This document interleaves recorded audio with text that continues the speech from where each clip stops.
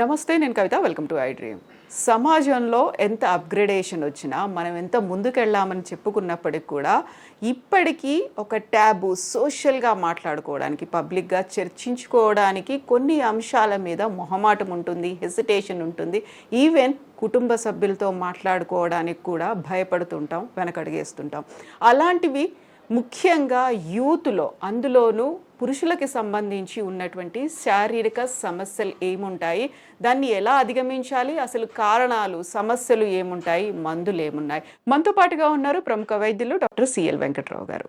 వెంకట్రావు గారు, నమస్కారం అండి. నమస్తే. సో మనం సైన్స్ అండ్ టెక్నాలజీ పరంగా బోల్డంతా వృద్ధి చెందాము, ముందుకు వెళ్ళాము అని మాట్లాడుకుంటున్నప్పటికి కూడా ఇప్పటికీ కొన్ని హెసిటేషన్స్ ఉన్నాయి. మొహమాట పడతాం, బయట మాట్లాడుకోలేము, కనీసం ఇంట్లో వాళ్ళతో కూడా మాట్లాడడానికి వెనకడుగు అనేది ఉంటుంది, భయపడతాము. సో లోపల లోపల ఒక మదన పడుతూ ఉంటాం తప్ప ఎక్స్ప్రెస్ చేసుకోలేని సమస్యలు. యాక్చువల్గా మీ దగ్గరికి వచ్చే దాంట్లో ఏ ఏజ్ వాళ్ళు ఎక్కువగా ఉంటున్నారు సార్ ఇలాంటి సమస్యలు? ఇప్పుడు లైంగిక విజ్ఞానం అనేది మన భారతదేశంలో దాని గురించి మాట్లాడాలంటే సిగ్గుపడతారు, ఏదో తప్పు అనుకుంటారు. భార్యాభర్తల మధ్యలో కూడా ఒకరికొకరు మాట్లాడుకోరు, అమ్మ కూతుర్లు మాట్లాడుకోరు, తండ్రి కొడుకు మాట్లాడుకోరు. అది పాశ్చాత్య దేశాలు, అమెరికాలో అయితే లైంగిక విజ్ఞానం అనేది దశల వారీగా స్కూళ్ళలోనూ కాలేజీలోనూ అక్కడ గురువులు బోధిస్తారు. కనుక వాళ్ళు వివాహ సమయానికి పూర్తి అవగాహన కలిగి ఉంటారు. తర్వాత వాళ్ళు ఏం సిగ్గుపడరు, భార్యాభర్తల మధ్యలో మాట్లాడుకోవడానికి తప్పే ఉంది. ఇక్కడ దీనివల్ల అవగాహన లోపం. దురదృష్టం ఏంటంటే, నేను కొంతమంది బీటెక్లు, ఎంటెక్లు, ఎంఎస్సీలు, పిహెచ్డీలు చదివిన వాళ్ళు నా దగ్గరకు వస్తుంటారు. వాళ్ళకి కనీస అవగాహన కూడా లేదు, మగపిల్లలకి లేదు, ఆడపిల్లలకు కూడా లేదు. కనుక ఈ అవగాహన రాహిత్యం వల్ల అనేకమైన మానసిక సమస్యలు, భార్యాభర్తలు విడిపోవటం, విడాకులు అనేది సమస్య అసలు విడాకులు అనేది పరిష్కారం కానే కాదు. చాలా వరకు ఈ మధ్యకాలంలో పెళ్ళి అవగానే సంవత్సరంలోపు, 2 సంవత్సరాల లోపు విడాకులు తీసుకోవడం అనేది అవగాహన రాహిత్యం వల్ల. అది సరైన డాక్టర్ని సంప్రదిస్తే ఆ విడాకులు అనేది ఉండేవి కాదు. అవి అవగాహన రాహిత్యం వల్ల ఇలా జరుగుతూ ఉంది. పురుషులలో ఈ లైంగిక సమస్యలు అంటే మగతనం లోపించడం అనేది చాలా సాధారణమైంది. ఎందుకంటే నేనే ఆశ్చర్యపోతున్నాను, ఎందుకు ఇంతమందికి ఒక వయసు కాదు, పెళ్ళి కాని వాళ్ళకి లైంగిక సమస్యలు, అలాగే పెళ్ళైన తర్వాత మధ్య వయసు వారికి, అన్ని వయసుల వారికి మరి ఇది చాలా ఎక్కువ ఉంది. పక్కవాడితో చెప్పుకోరు, పక్కవాడితో మాట్లాడరు, సిగ్గుపడతారు. మనం ఏమన్నా మనం ఒక్కళ్ళమేమో అనుకుంటారు. ఇది చాలామందికి ఉంది ఈ సమస్య. దీన్ని డాక్టర్ల దగ్గరికి వెళ్ళి పరిష్కరించుకోవాలి, అవసరమైన టెస్టులు చేయించుకోవాలి. ఇది ఏదైనా జ్వరం వస్తే డాక్టర్ దగ్గరికి వెళ్ళినట్టు ఈ లైంగిక సమస్యలు మగవారిలో పురుషాంగము సరిగ్గా అనుకున్న రీతిలో స్తంభించకపోవటం, అంటే పురుషాంగం గట్టిపడాలి. పురుషాంగానికి రక్త ప్రసరణ జరిగినప్పుడు గట్టిపడుతుంది, కొంతమంది గట్టిపడదు. ఆ పురుషాంగం గట్టిపడకపోవటాన్ని మనం అంగస్తంభన జరగలేదు అంటాం. అదే వైద్య పరిభాషలో ఎరెక్టైల్ డిస్ఫంక్షన్, ఈడి అంటారు. అట్లా కొంతమందికి పురుషాంగం గట్టిపడుతుంది. గట్టిపడిన తర్వాత యోనిలో ప్రవేశపెట్టక ముందే వీర్యం కారిపోతుంది. కొంతమందికి యోనిలో ప్రవేశపెట్టగానే 1/2 నిమిషం, 1 నిమిషం, 1-2 స్ట్రోకులతోనే క్రికెట్లో వెళ్తారు, బ్యాట్ పట్టుకుంటాడు, ఒక్క రన్ను కూడా తీయకుండా డక్అవుట్ అయిన విధంగా జరుగుతూ ఉంటుంది. అది కనీసం ఒక 5-10 నిమిషాలు, 15 నిమిషాలు ఆ రతిక్రియలలో పాల్గొంటే ఆనందం కలుగుతుంది, స్వర్గలోక సుఖాలను పొందగలుగుతారు. కనుక ఇటువంటి సమస్యలు ఈరోజు సర్వసాధారణమైపోయినాయి. ఇంకా కొంతమంది రాత్రిపూట వాళ్ళకి వీర్యం లీక్ అయిపోతుంది.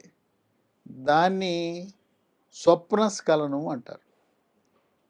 ఇక అన్నిటినీ ఈ కుర్రోళ్ళు ఓ దానికి ముడిపెడతారు. దేనికి ముడిపెడతారు? హస్తప్రయోగానికి ముడిపెడుతుంటారు.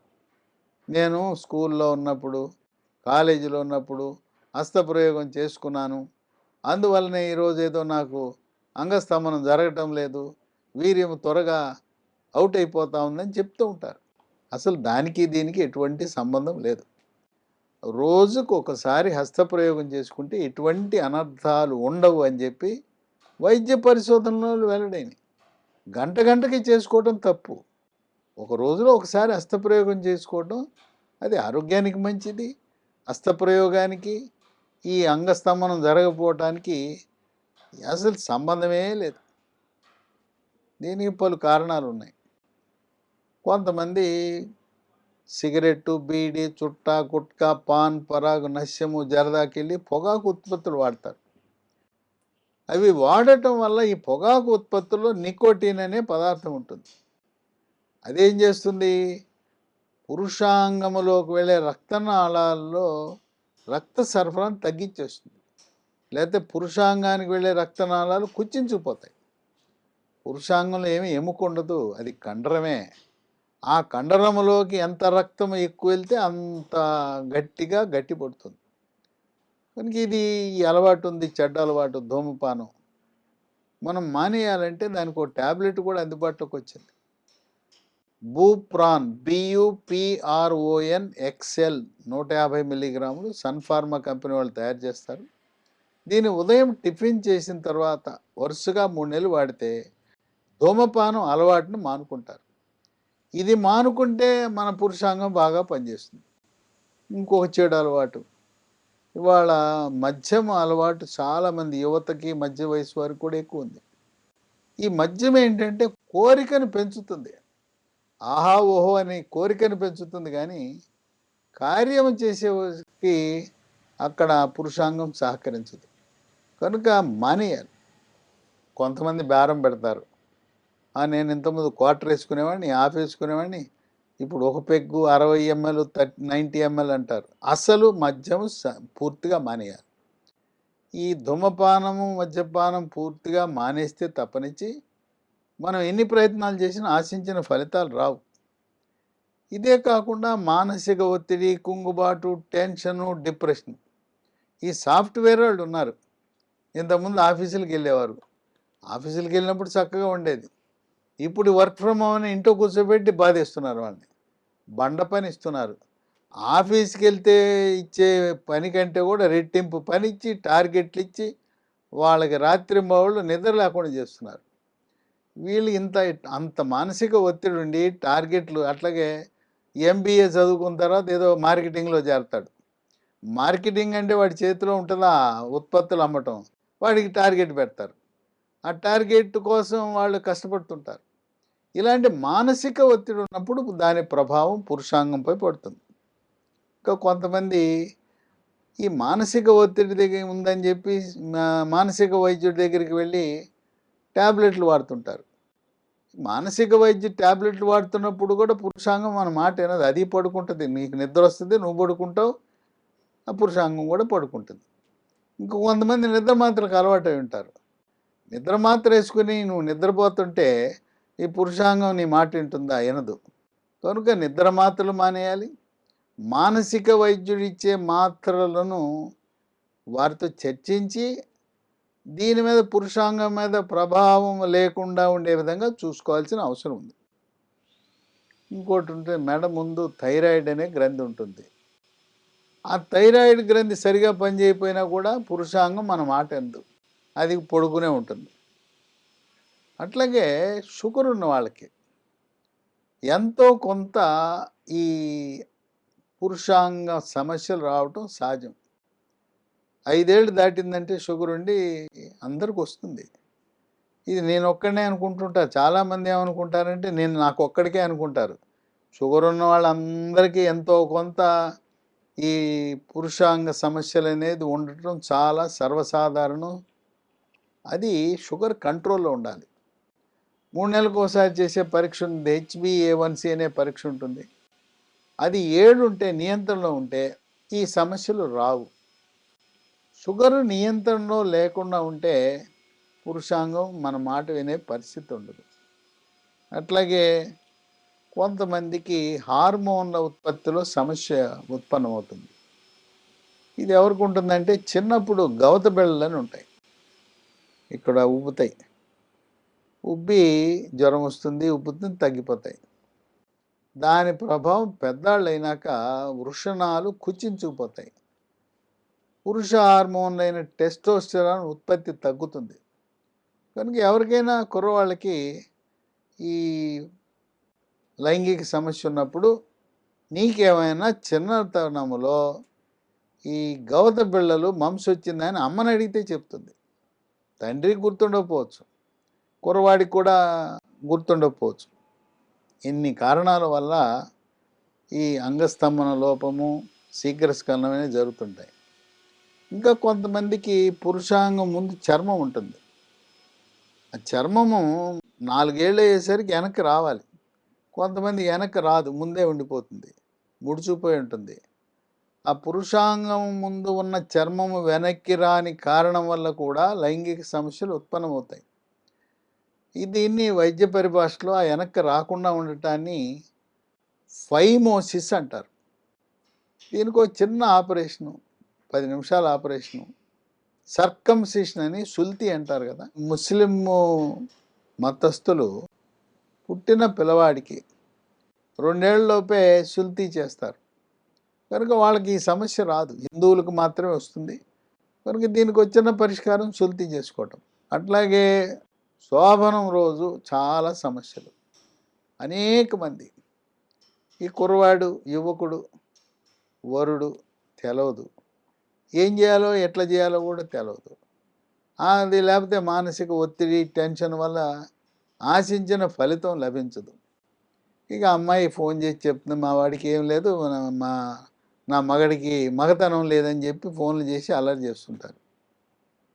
అది మొదటి రోజు శోభనం రాత్రి సమస్య ఉండటం అనేది చాలా ఎక్కువ మందికి జరుగుతుంది. అట్లాగే కొంతమందికి ఆడపిల్లలకి, అందరికీ హైమెన్ అంటారు, కన్నెపొర అని ఉంటుంది. ఆ కన్నెపొర కొంచెం గట్టిగా ఉండటం వల్ల పురుషాంగము యోనిలో ప్రవేశించడానికి సమస్య ఉంటుంది.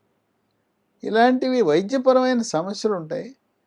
దానికి డాక్టర్ని సంప్రదించాలి. కానీ శోభనం రాత్రి ఏమీ జరగలేదు, నా మగడికి అసలు ఏమీ లేదు, సరుకు లేదు, మెటల్ లేదు, మగతనం లేదని చెప్పి కొంతమంది వెళ్ళిపోతుంటారు తల్లిదండ్రుల ఇంటికి. అది సమంజసం కాదు. దీనికి ఈ పురుషాంగ సమస్యలు ఏమైనా ఉన్నప్పుడు యాండ్రాలజీ అనే డాక్టర్లు ఉంటారు. యాండ్రాలజిస్టులు అంటే ఎంఎస్ జనరల్ సర్జరీ చదువుతారు, తర్వాత ఎంసీహెచ్ యూరాలజీ చదువుతారు. అయిన తర్వాత ఈ యాండ్రాలజీ విభాగంలో ఈ మగతనానికి సంబంధించిన పురుషాంగం యొక్క పనితీరు, వృషణాలు, వీటన్నిటి గురించి పూర్తి అవగాహన కలిగి ఉంటారు. కొంతమందికి ఈ వృషణాలు పొట్టలో ఉంటాయి. ఆ పొట్టలో ఉన్నాయి ఎట్లా తెలుసుకోవాలంటే, కింద ఖాళీగా ఉంటుంది, సంచి ఖాళీగా ఉంటుంది. పొట్టలో ఉన్నాయా లేదా తెలుసుకోవాలంటే పొట్టకి అల్ట్రాసౌండ్ స్కానింగ్ చేస్తే పొట్టలో ఉన్నట్టు తెలుస్తుంది. ఇంకోటి ఏంటంటే, ఒకటి పైకి ఒకటి కిందకు ఉంటుంది. దీని గురించి చాలామంది ఆందోళన చెందుతుంటారు. నాకు ఒకటి పైకి ఉంది, ఒకటి కిందకు ఉందని టెన్షన్ పడిపోతారు. అది సహజం. పైకి కిందకే కాదు, ఒకటి పెద్దదిగాను ఒకటి చిన్నదిగాను ఉంటుంది. వృషణాలు ఒకటి పెద్దది ఒకటి చిన్నది ఉండదు, సహజమే. ఇంకా కొంతమంది పురుషాంగం ఎంత సైజు ఉండాలి అనేది వాళ్ళకో పెద్ద అనుమానం. పురుషాంగము గట్టిపడినప్పుడు ఉన్న సైజునే ప్రామాణికంగా తీసుకోవాలి, కానీ ముడుచుకుపోయినప్పుడు ఉన్నది కాదు. ముడుచుకుపోయినప్పుడు మూత్ర విసర్జనకే ఉపయోగపడుతుంది పురుషాంగం. గట్టిపడినప్పుడు 3.5 అంగుళాలు, 3.5 అంగుళాలు ఉంటే సరిపోతుంది. లేదా కొంతమంది వీడియోలు చూస్తుంటారు, వీడియోలు చూసి వీడియోలన్నీ కూడా ఇవన్నీ మార్ఫింగ్ చేసిన వీడియోలు. కనుక వీడియోలు చూసి మోసపోవద్దు.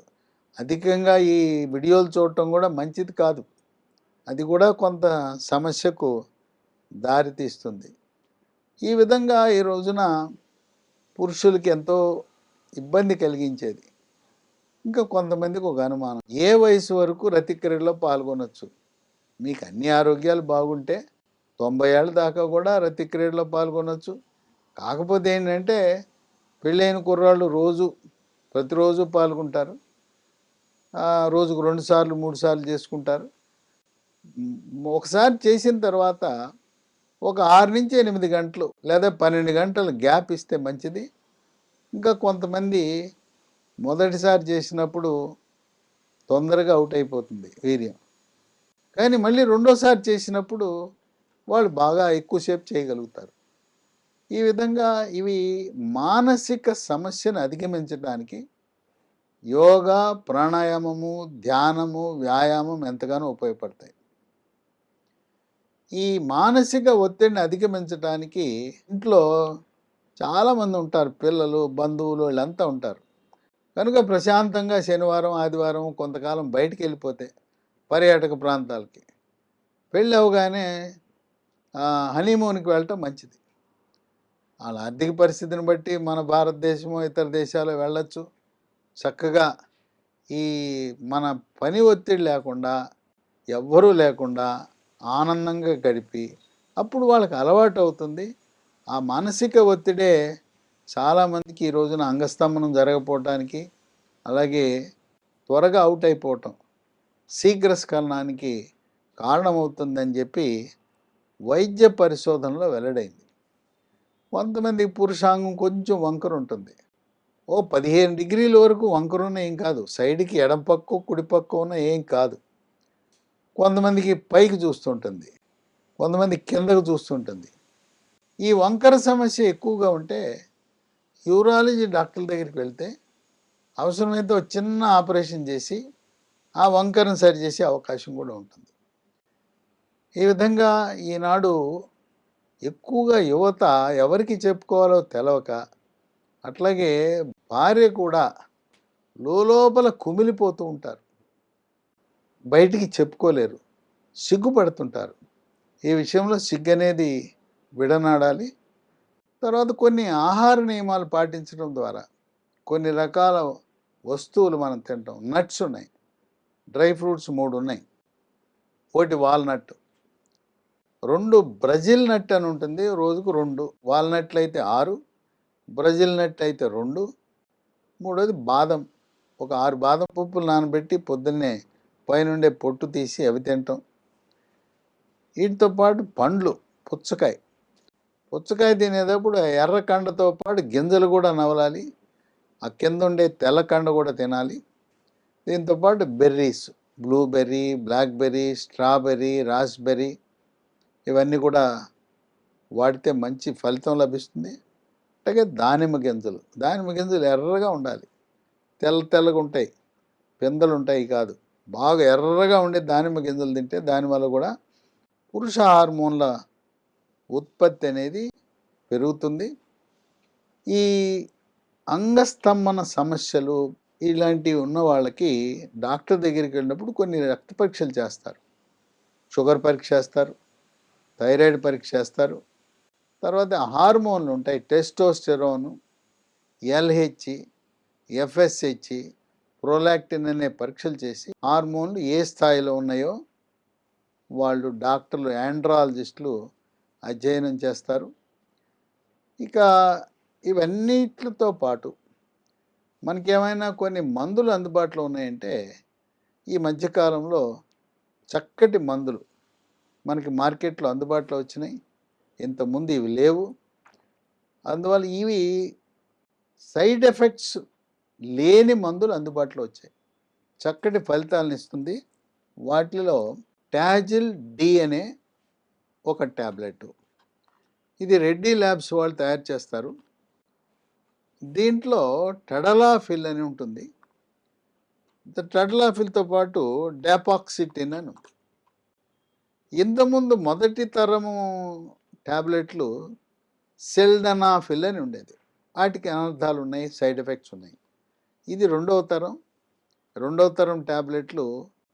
దీంట్లో ఉండేది టడలాఫిల్ చాలా సురక్షితమైంది. దీన్ని రాత్రిపూట భోజనం చేసుకున్న తర్వాత దీన్ని వేసుకుని, ఇది వేసుకున్న తర్వాత కొంతమందికి 1 గంట నుంచి పనిచేయడం ప్రారంభిస్తుంది. వేసుకున్న తర్వాత 24 గంటల వరకు దీని ప్రభావం ఉంటుంది. అయితే ఒకటి గమనించవలసింది ఏంటంటే, తిని వేసుకోండి. తర్వాత 100లో ఒకరికి ఈ టాబ్లెట్ వేసుకున్న తర్వాత పని అయితే బ్రహ్మాండంగా జరిగిపోతుంది. రతిక్రీడ, స్వర్గలోక సుఖాలను పొందుతారు. కానీ అయిన తర్వాత తలనొప్పి, మెడనొప్పి, నడుము నొప్పి, కండరాల నొప్పి, పిక్కలు పట్టేయటం, ఇలాంటి సమస్య 100లో ఒకరికి వచ్చే అవకాశం ఉంది. అలాంటి వారు ఓ టాబ్లెట్, అల్ట్రాసెట్ అనే టాబ్లెట్, ఈ అల్ట్రాసెట్ అనే టాబ్లెట్ వేసుకుంటే ఈ నొప్పులు ఇవన్నీ పోతాయి. లేదు అలాంటి నొప్పులు వచ్చేవాళ్ళు ఈ టాబ్లెట్తో పాటు ఒక అల్ట్రాసెట్ టాబ్లెట్ కూడా కలిపి వేసేసుకుంటే ఆ సమస్య రాదు. ఇక పీరియడ్స్ అప్పుడు రతిక్రియలలో పాల్గొనొచ్చా లేదా అనేది ఒక అనుమానం ఉంటుంది. పీరియడ్స్ సమయంలో రతిక్రీడలో పాల్గొనడం మంచిది కాదు. పీరియడ్స్ ప్రారంభమైనప్పటి నుంచి పూర్తయ్యే వరకు రతిక్రీడలో పాల్గొనకుండా ఉండటం అనేది వైద్యపరంగా మేము సూచిస్తుంటాం. ఇవి ఎక్కడైనా మందుల షాపుల్లో దొరుకుతాయి. కానీ ఒక మంది అడిగితే ఇంకో మంది ఇస్తాడు వాడు. మనము టాజిల్ డి రెడ్డి ల్యాబొరేటరీస్ అనేది అడిగితే వాడేదో ఇంకో టాబ్లెట్ తెచ్చిస్తాడు. మీరు ఇదే అడగండి, TAZZLE అనేది కావాలి అని, అదే తీసుకోండి. ఏ మందుల షాప్ అయినా పట్టణాల్లో, గ్రామాల్లో, మండలాల్లో దొరుకుతుంది. ఇంకా మీకు ఏమైనా కొంతమంది నాకు ప్రిస్క్రిప్షన్ ఇవ్వు ప్రిస్క్రిప్షన్ అని అడుగుతారు. అవన్నీ గొడవ. ఇది ఇవ్వకపోతే నేను ఫోన్ నెంబర్ ఇస్తే వాళ్ళకి ఫోన్ చేయండి, మీకు ఇంటికి కొరియర్లో పంపిస్తారు. 9502897374 950289737 ఈ నంబరుకు ఫోన్ చేసి ఫోన్పేలో డబ్బులు పంపిస్తే ఈ టాజిల్ డి అనే టాబ్లెట్లను మీకు కొరియర్ ద్వారా మీ ఇంటికే పంపిస్తారు. కనుక యువత ఏమి ఆందోళన చెందవద్దు. భార్యాభర్తలు ఇద్దరు చక్కగా కూర్చొని మాట్లాడుకోండి. మీరు ఒకరినొకరు అర్థం చేసుకోండి. సిగ్గు అనేది సిగ్గు ఉండకూడదు. ఎందుకు సిగ్గు? మనం జ్వరం వస్తే డాక్టర్ దగ్గరికి వెళ్ళట్లేదు. అలాగే లైంగిక సమస్యలు ఉన్నవారు మీకు ఆండ్రాలజిస్ట్ లేరు, యూరాలజిస్ట్ దగ్గరికి వెళ్ళండి. తర్వాత ఎవరు పడితే వాళ్ళు వీటి గురించి అవగాహన ఉండదు. మా ఊర్లో MBBS డాక్టర్ ఉన్నారు, MD డాక్టర్ ఉన్నారంటే దీని గురించి అనేక వందల కేసులు, వేల కేసులు అధ్యయనం చేసిన వారికే దీనిపై అవగాహన ఉంటుంది. కానీ మీరు ఏ డాక్టర్ పెడితే ఆ డాక్టర్ దగ్గరికి వెళ్ళి నాకు ఇది ఉందంటే వాళ్ళకి అంత అనుభవం ఉండకపోవచ్చు. ఎవరైతే ఈ అంగ సమస్యలు, పురుషాంగ సమస్యలను రోజువారీగా చూస్తారో, ఈ మందులతో అనుభవం ఉందో, వాళ్ళ దగ్గర మీకు ఆశించిన ఫలితాలు వస్తాయి. కనుక నిరాశ వద్దు. తర్వాత అమ్మాయిలు, మీ భర్తను ముద్ర వేయద్దు, మగతనం లేదని ముద్ర వేయద్దు. మగతనం లేకపోవటం కాదు, అవగాహన లేకపోవటం వల్ల జరుగుతూ ఉంది. కనుక ఎవరైనా భార్యాభర్తలు విడిపోయి ఉంటే మళ్ళీ డాక్టర్ దగ్గరికి వెళ్ళండి, మళ్ళీ కలవండి.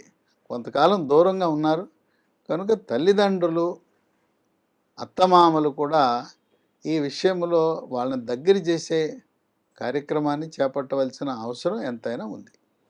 Thank you so much doctor. So యూత్లో వచ్చేటువంటి సమస్యలు, శారీరక సమస్యలకు సంబంధించి అది కేవలం మానసిక సమస్యలు కాదు, యూరాలజిస్ట్ లేదా ఆండ్రాలజిస్ట్ని సంప్రదించండి. సిఎల్ వెంకట్రావు గారు చెప్పినట్టుగా మందు కావాలి అనుకుంటే స్క్రీన్ మీద స్క్రోల్ అవుతున్నటువంటి నెంబర్స్కి కాల్ చేయొచ్చు. డిస్క్రిప్షన్లో కూడా ఆ మెడిసిన్స్కి సంబంధించినటువంటి డీటెయిల్స్ అవైలబుల్గా ఉన్నాయి. Thank you so much.